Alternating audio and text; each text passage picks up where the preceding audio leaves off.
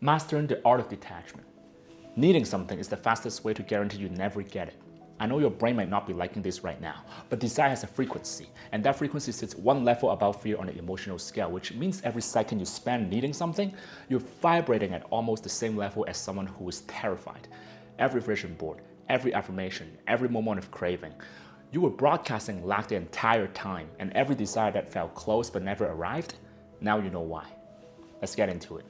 Now, one of you in the comment section said, Mr. Korea, just to clarify, I'm from Hong Kong.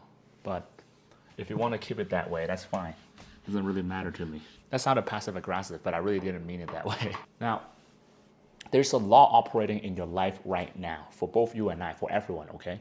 And it's the reason every time you have gotten close to what you want, it slips. Every time you push it harder, it accelerates away. This law isn't spiritual theory. It's not a manifesting trend per se.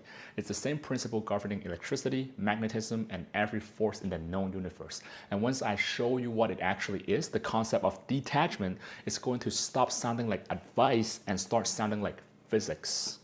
Okay? The first point I want to make is this. Magnets don't chase. Magnets just don't chase. You know what a magnet is by this point. A magnet doesn't run after metal. It doesn't strategize, force, or need. It simply is what it is. And the metal moves towards the magnets inevitably, without exception. Two fields of matching frequency move towards each other. That's not wool. That's electromagnetic law. Okay? That's an electromagnetic law that I'm talking about. So when you think about what you want, whether it's your business income ceiling, your dream clients, your next level, are you operating like a magnet, or are you sprinting after something that keeps accelerating away? Because those two modes produce completely different fields, and the universe as a feedback system responds to the field.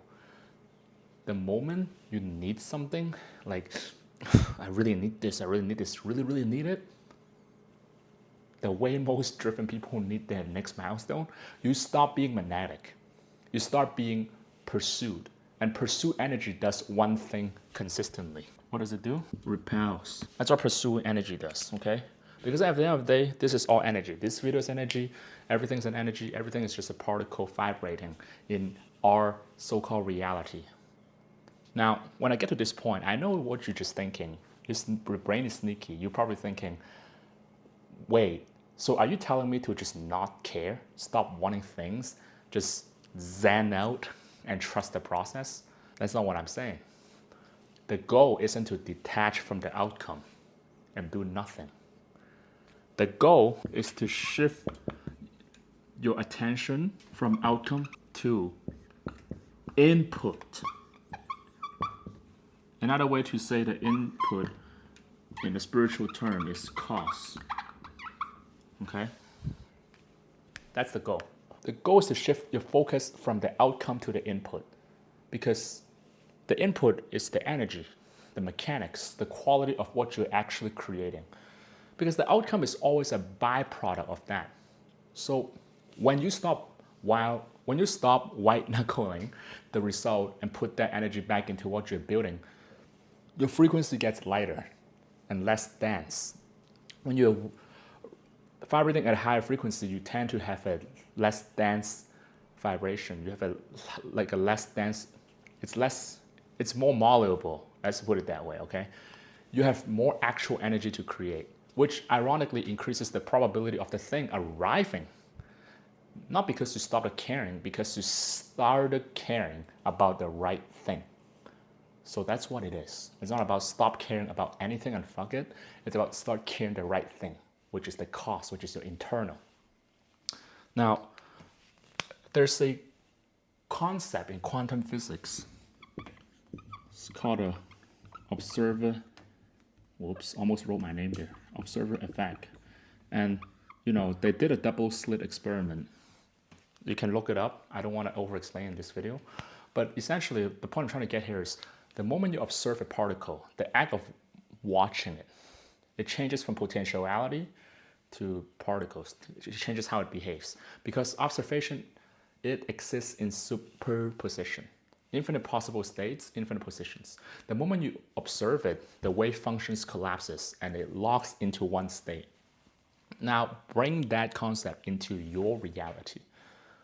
Your desire right now exists in the infinite. Okay? Your desire right now exists in the infinite field of infinite possibility. Every possible path that could take to reach you, every timeline, every unexpected mechanism, every door you haven't noticed yet, that field is open, fluid, and it's constantly reorganizing itself. The moment you watch it with desperate need, the moment you choose to observe it with the energy of it hasn't happened yet and I'm not sure it will, you collapse the field. You lock it into its current state. And the current state of you would be, in this case, would be absence. Not because you are being punished per se, because the universe is nothing more than a feedback system. It doesn't necessarily give a fuck about you or me. It's because that's what observation with need does to possibility. Real detachment keeps the field open. It says something along the lines like, hey, I know this is coming, or I know I'm already there. I don't need to stand here watching it arrive. And in that space, the infinite can actually reorganize itself. The path you couldn't have planned it for opens, and the thing shows up through the door you didn't even know existed. Now, you understand that now, but understanding this and actually living it are two completely different things. And there's a specific reason the knowing never translates into the being, and it has nothing to do with your discipline. Your conscious mind understood everything I just said, but your subconscious identity hasn't moved a single inch. And I get it. This might be rubbing against everything you have been taught about drive and ambition, because we have always been taught, there's tend to be this notion in our mind, both you and I, we need to have a lot of drives and we need to have a lot of ambition. Okay? And this notion is essentially kind of the equation of what making things happen. But whatever you have been doing hasn't worked the way you wanted it to. So just keep an open mind and try this. You can always go back to your old ways if this doesn't work anyway, right? Because underneath every thought you have about your goals, there's a story.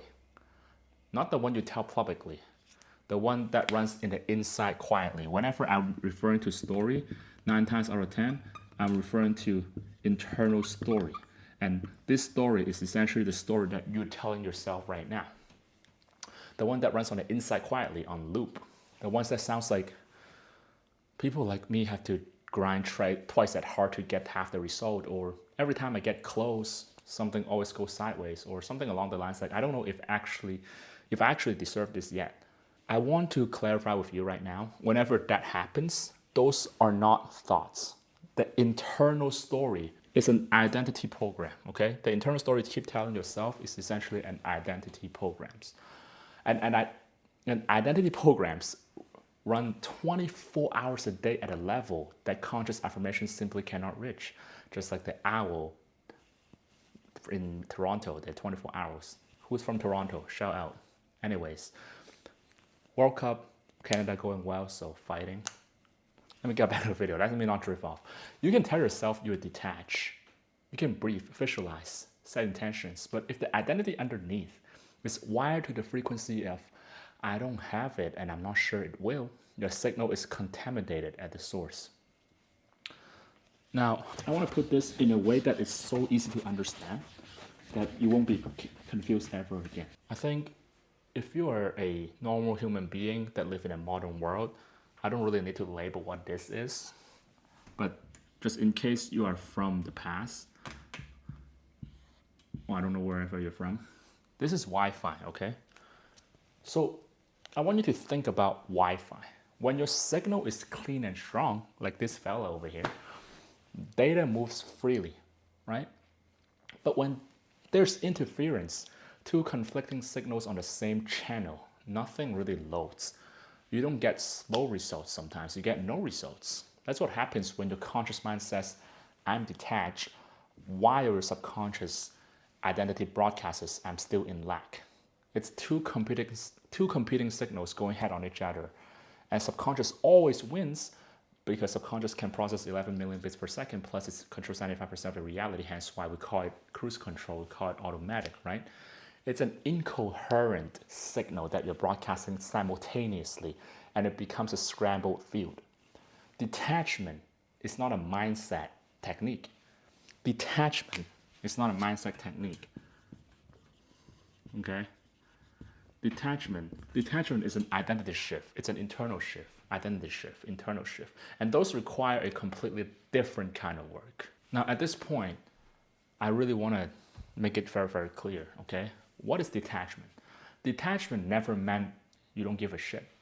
It never meant that. It means you don't need to give a shit about the outcome. Only because you understand the law of cause and effect.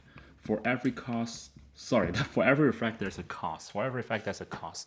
Detachment is because you understand the basic universal principles, which is the law of cause and effect. And even if you're not a typical spiritual person, you probably understand this concept already. You focus on the cause. The cause is always the energy, the input. That's what detachment is. You focus on the cause, the energy, the input, the identity you're operating from, okay?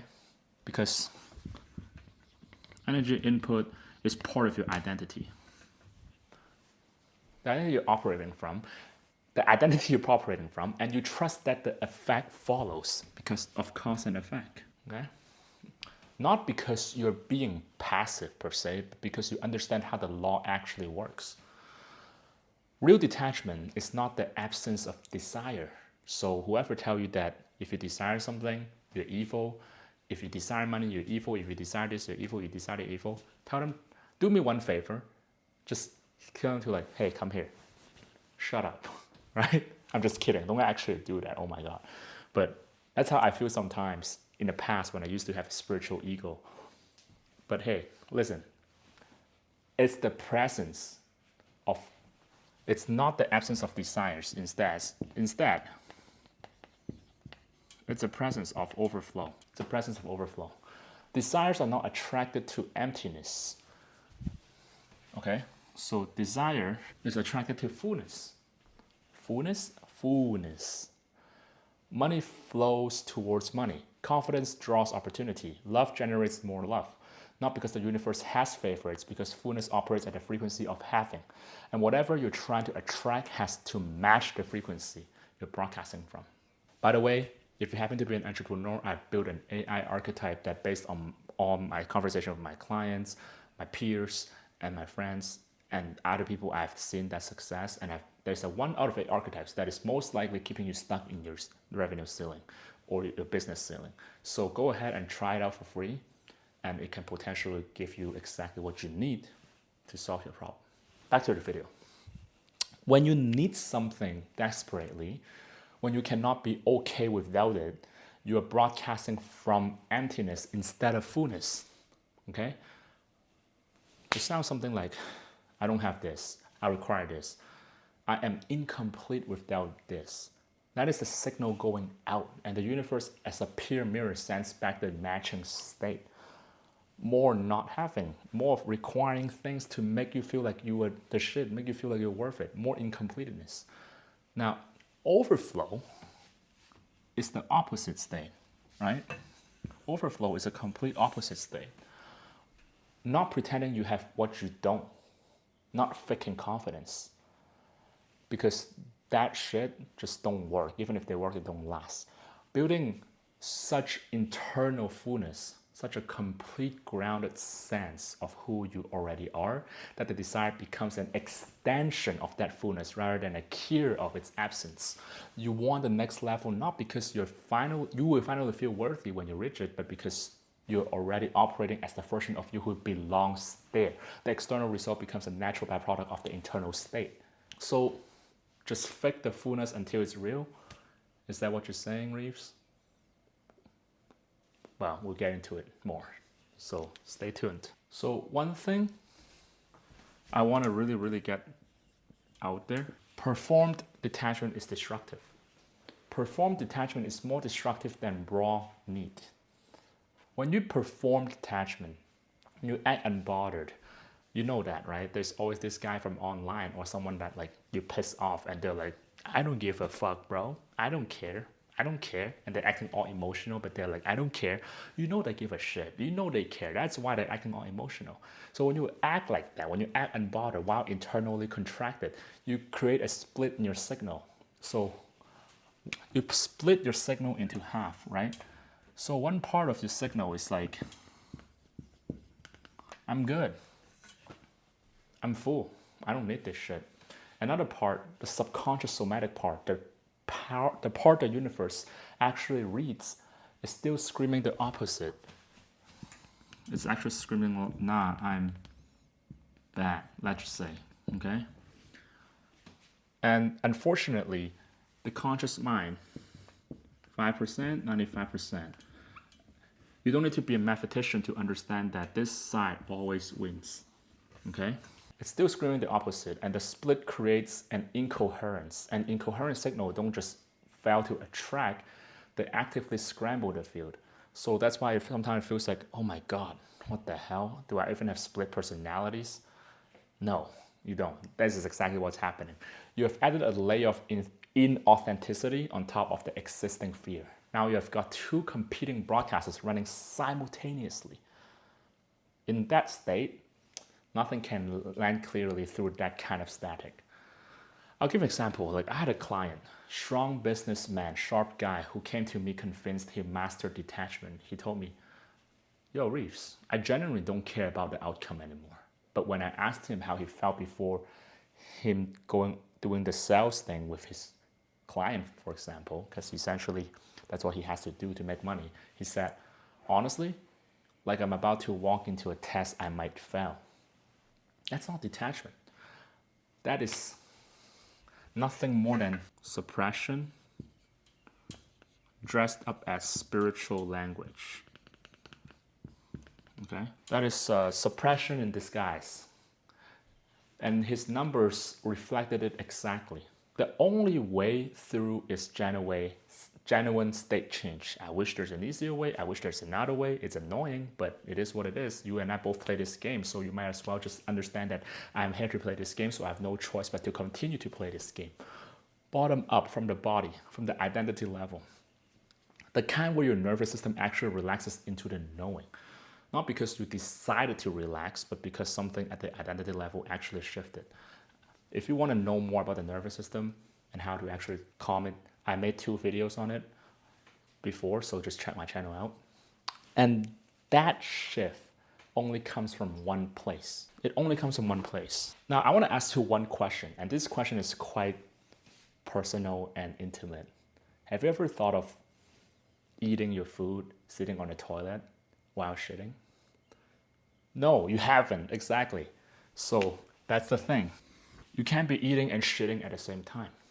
You just can't. I mean, you can try, but I haven't tried, so let me know how that goes. But you can't be eating and shitting at the same time, okay? You cannot detach from something you haven't fully chosen. Because most people are trying to detach or attempting to release a goal they have never actually committed to. Let's be honest. You want it, but you haven't decided. You're holding the desire carefully, strategically. One hand always on the exit, protecting yourself from the pain of it's not working by never fully leaning in. And that creates the worst possible energetic state. Too attached to move freely, too guarded to actually receive. I mean, there's certain activities in our life that we have to relax to actually enjoy, right? And it's up to your imagination what I'm saying here. But real detachment lives on the other side of full commitment. Okay? You choose the vision completely and thoroughly, 100%. I don't want to see, I hope this happens, or not even like I'm working towards this. You decide at the identity level that this is already done. And when you decide completely, something immediately shifts. The urgency dissolves because urgency only exists in the gap between wanting and deciding. The moment the decision is made, the gap closes, the signal clears, and the field goes wide open again. And this is what I call a lot of people struggle with this, including myself sometimes. Not most of the time though. But hey, anyone you watch on YouTube, there's quite a few YouTubers I've spoke to that also do similar content, and they all have this freaking struggle. So don't look at them like they're gods. They're just human beings. They're just like you. This is the commitment paradox. The more completely you choose it, the less you need it to prove itself. The less you need to prove itself, the faster it finds you. Now, you might be asking, but what if I have a bad day, and what if I have a day that's I'm attached? To be honest, that's okay. Because let me tell you one thing. It's about where you live, or live, right? Not visit. It's about where you live, not visit. Because here's the thing, right? When you always live in that, it's already done, and you're in that calm, that tranquil state, then essentially, let's just say 80% of the time you're there, and you visit those really, really needy energy like 20% of the time, it's still gonna work. Because to be honest, that's all you need, right? And this is obviously not an actual calculated number, but you get the point. It's about where you live, not where you visit. So you want to visit that place of like, oh my God, I'm desperate once in a while, that's okay. Yo, you know what happened to the brown marker? It reminds me to take a sip of my hot chocolate. Now let's get practical here. What does that actually look like every day, right? Every morning, before your phone, before email, before any external data gets access to your internal state, you make one decision. Just one. Who are you today? Before the world tells you who you are. Who are you? Not who you are trying to become, not who you will be once the goal lands, who you are at this very moment right now, because before the evidence, before the results confirm or deny anything. That is essentially the identity first operation. I would argue that regulating your nervous system is step 0, but if anything, this is step 1. Okay, identity first operation. Because our culture says get the results, then feel the confidence. Identity first says operate from the confidence and watch the results reorganize around it. 5 minutes, 10 minutes every morning, whatever the case may be. Not visualizing from a place of wanting, inhabit from a place of already. Ask yourself this one question. What does the version of me who already has this actually feel like right now? Get clarity on that. Not look like, feel like. Sit in that until it becomes a dominant internal broadcast for the day. Then you do everything else from that state. But the real test isn't the morning.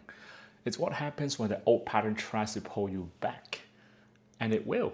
A slow week, and no that stings from a client, from a whatever, a number that doesn't move. How do we deal with that in a practical sense? Well, you have a choice most people don't even know they're making. You can let that external data rewrite your internal identity. Let the slow week become evidence you were wrong to believe. Let the number collapse the signal back into need. That's the default. That's a loop most people stay in their entire careers or entire life sometimes, perpetually letting the outside determine what they broadcast on the inside. Or you can catch it, but you're only able to catch it when you have the awareness, and that awareness requires a less static internal state. So one way or another, you have to get yourself into a relaxed state, okay? And it doesn't have to be meditation, but relax. Once you relax, the awareness comes on, you can catch it whenever that happens. That, oh my God, oh my God, oh my God, and when it happens. Right there in the contraction. And I want to remember this. Your external reality is always reporting on your past internal state. Your external reality is always reporting your past internal state. Okay? Your external reality is always reacting to your past internal state. Reporting.